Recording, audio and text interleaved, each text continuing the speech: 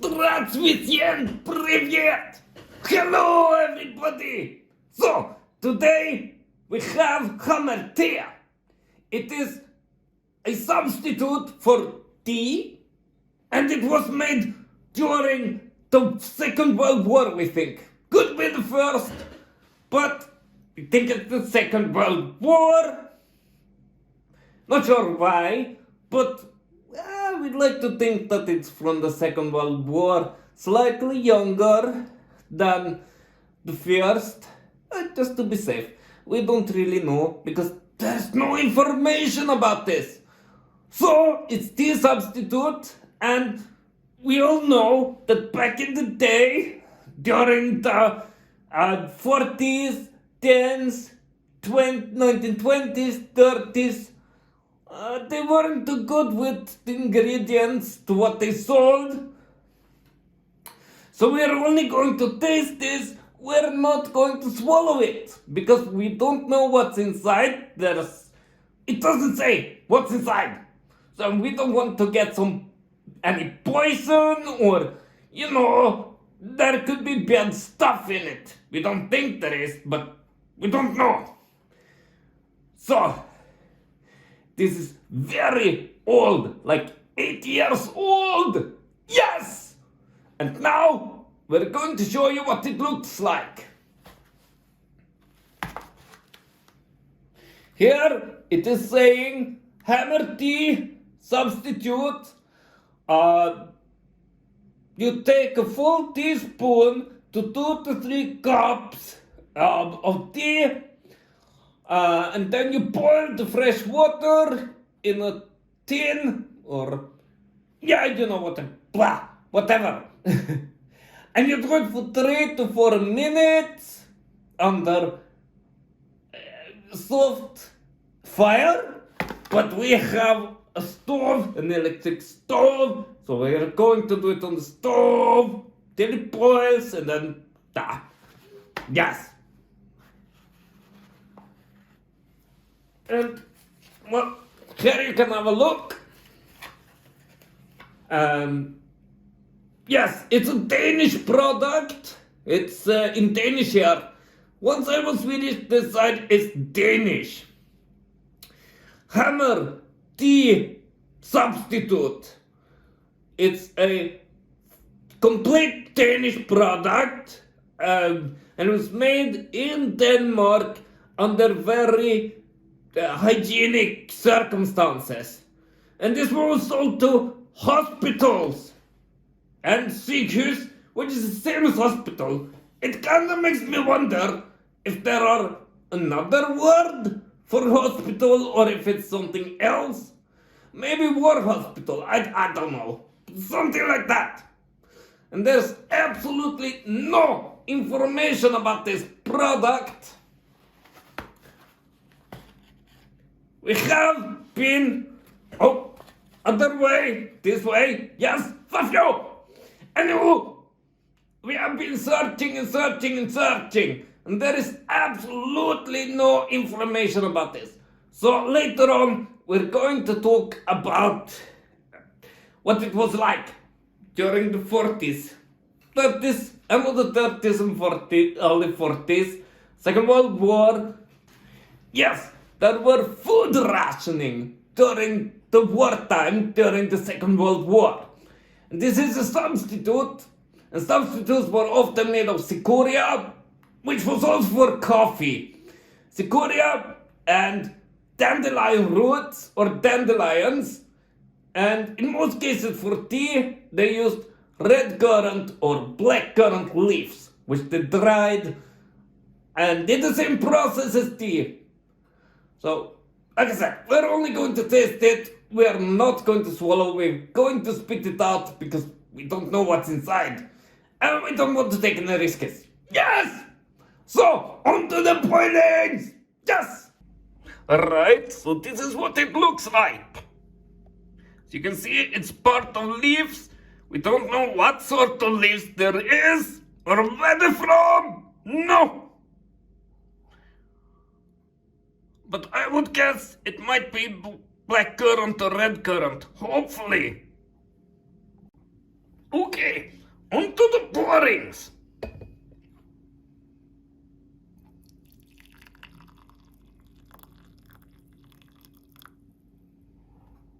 As you can see, here you have the silt or whatever it's called.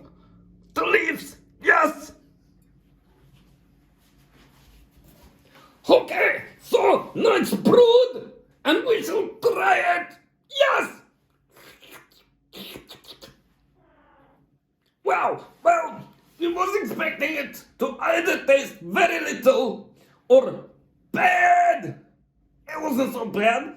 It tasted a bit like chamomile tea, ever so slightly more fruity. It was kinda bitter, but not bad. It was a pleasant taste. Bitter, very kinda little taste, but sort of tea-like, but I would more say fruity tea-like. Yeah, I think chamomile is about the closest thing to this. It was quite pleasant. We are pleasantly surprised. Now, keep in mind, we didn't drink it, we only tasted. Because you don't know what pesticides could be there. And in the 40s and 50s, the pesticides were horrible. Really, really bad, like DDT and stuff like that. So, we didn't drink. Wouldn't recommend drink either. But tasted kind of okay. Yeah, it's good actually. Little, but good. Hello, chairman now. Meow, go away. I'm the historian. Anyways, my stupid human is now going to talk about the Second World War and that there were little food and things were rationed so people couldn't eat a lot. Okay, talk about the boring stuff. Human, remember, stuff is the S word. Yes, boring stuff now. Or there will be cool lives for you. Yes.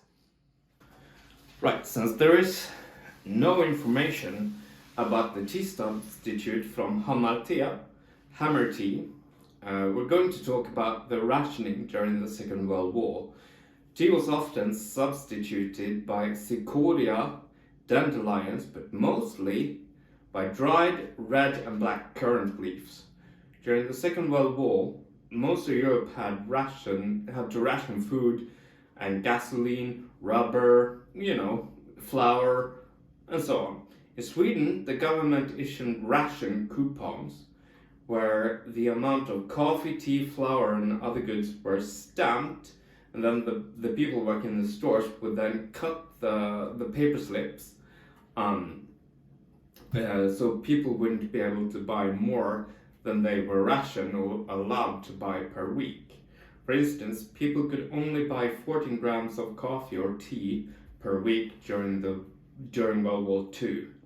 During the Second World War, wares such as coffee, tea, chocolate, and alcohol were seen as luxury items since they were difficult to import due to the war and submarines being in waters and sinking the ships that were having these wares. Sweden had some coffee and tea stockpile and couldn't import these wares during World War II to any meaningful level, and hence there were heavy rationing of these wares.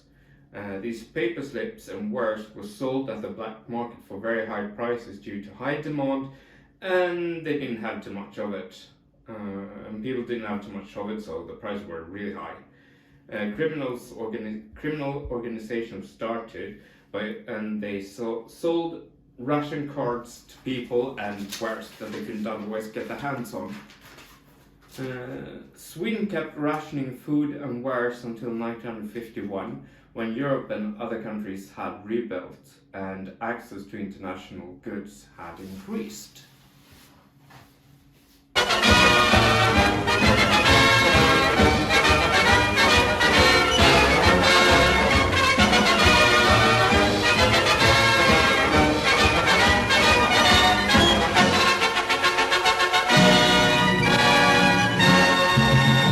I Stockholm mottogs underrättelsen om krigsutbrottet vid 9-tiden på morgonen den 1 september.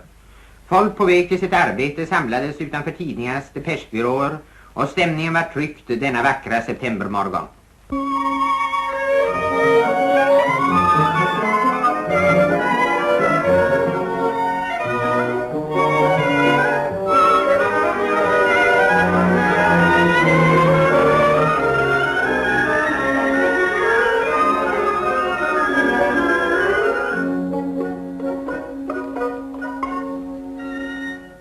Söndagen den 3 september förklarade England och Frankrike Tyskland krig. Krigsutbrottets återverkningar i Sverige kom omedelbart. Handelsflottan företog vissa försiktighetsåtgärder och bensinstationerna fick inte sälja oljor till privatpersoner.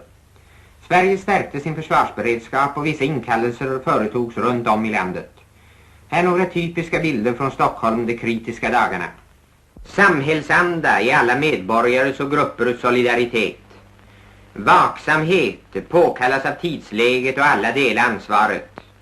Tystnad är varje medborgares plikt. Yes! And that's it for us today! We have had lots of fun and it's interesting. This is super rare.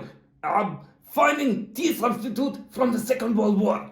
We're really happy we got our hands on Second World War stuff. Yes! And that's it for us today. Thank you very much for listening. So long, suckers. До свидания. See you next time.